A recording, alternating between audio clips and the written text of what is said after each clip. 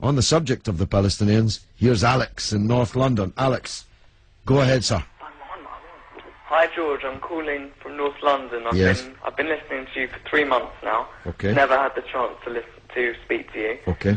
But I was just calling on. I was listening to you a couple of nights ago, and you were talking to these people, and they were saying that Israel, the Jews, did not have the right to gain Israel from the Palestinians. And I was just saying, throughout history, the Jews have been persecuted, obviously, from the Holocaust, and we were granted Israel as a result of this. And I feel that... granted by whom? We were granted from Britain and other countries, granted us that. Well, what right did Britain have to grant you somebody else's country? Well, it's due because we lost 6 million people. No. I'm not arguing about that. I'm going to come on to that. But what right did Britain have to grant you somebody else's country? We had the right because we lost 6 million people and we did not have a home. Well, yeah, I'm going to ask you for a third time. What right did Britain have to grant you somebody else's country?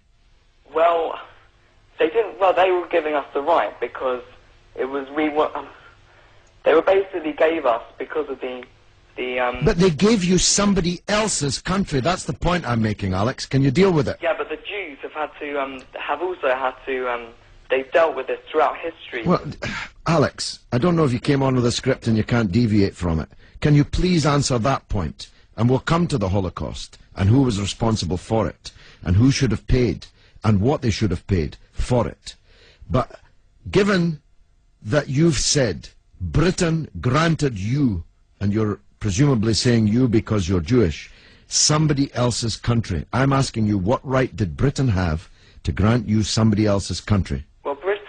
Britain, you could say they didn't have a right, but they came in and dealt with us and with the Jews having lost all these lives, and they basically granted us this land. Okay. Well, I see I'm getting nowhere on this, Alex, so let me deal with your overarching point. Maybe you're just not equipped to deal with the principal point that I have made. The Jews have suffered racist anti-Semitism down the ages in many, many European countries, including our own.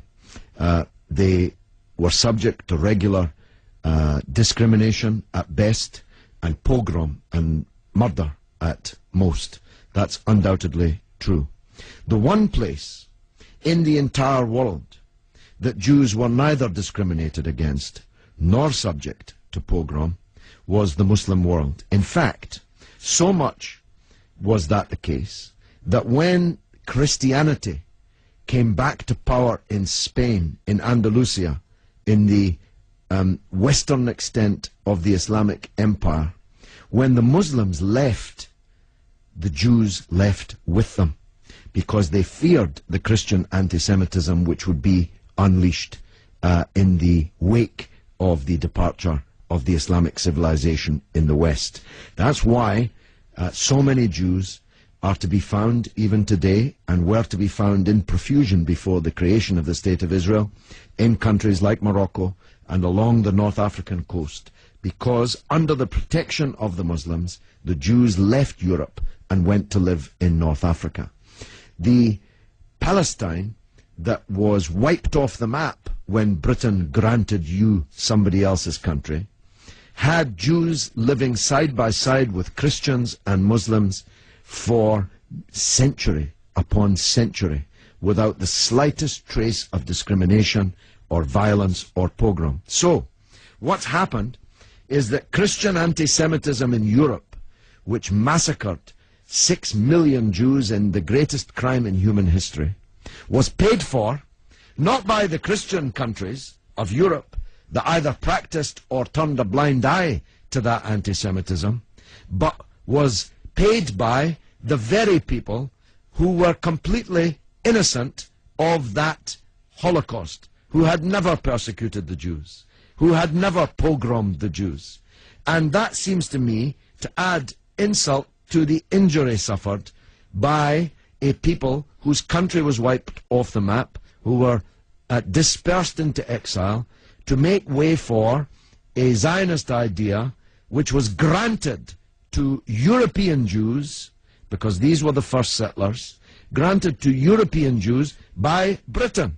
And as you have singularly failed, 4 times I asked you, to acknowledge that Britain had no right to give away somebody else's country, one country giving to a second people, the land that actually belonged to a third people, it seems to me an all-round injustice, don't you think, Alex?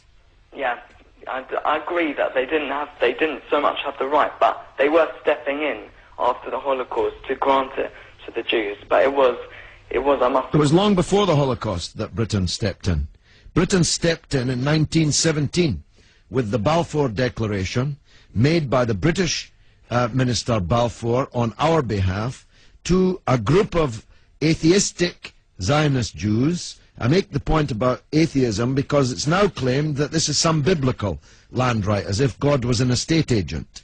The men to whom Israel was promised were atheistic Jews. They were not only not speaking for all Jews, they represented at that time in 1917 a tiny proportion of the world's Jews. Most of the world's Jews supported communist or socialist parties and ideas at that time.